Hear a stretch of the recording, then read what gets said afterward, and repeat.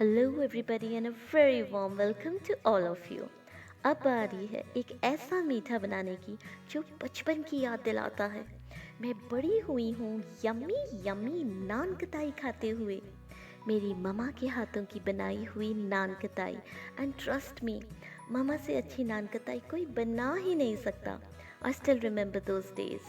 तो चलें आज मेरे साथ मिलकर बनाते हैं यमी यमी और मीठी मीठी नान कताई।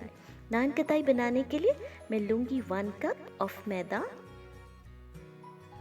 M going to add half cup of besan to it.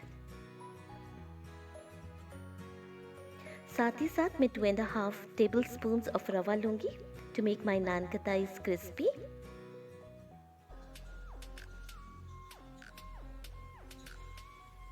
I'm also taking 1/3 cup of sugar. You can take more or less as per your requirement.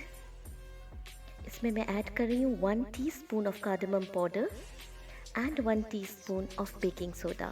आप चाहें तो थोड़ा कम कर लीजिएगा baking soda. and 1/4 teaspoon of salt. I'm also adding 1 cup of ghee और मैं इसको बहुत अच्छे तरीके से मिक्स करने वाली हूँ अपनी फिंगर्स के साथ। मैंने अच्छे से इसको मिक्स कर लिया है और आटे की तरह इसको गूंद सा लिया है।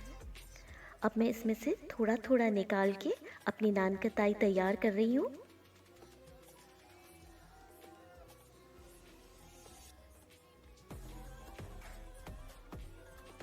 एज यू कैन सी मैं इसके अंदर स्लिट कर रही हूँ नाइफ के साथ और इसमें मैं छोटे छोटे पीसेस अपने चॉप्ड पिस्ते के लगाने वाली हूँ।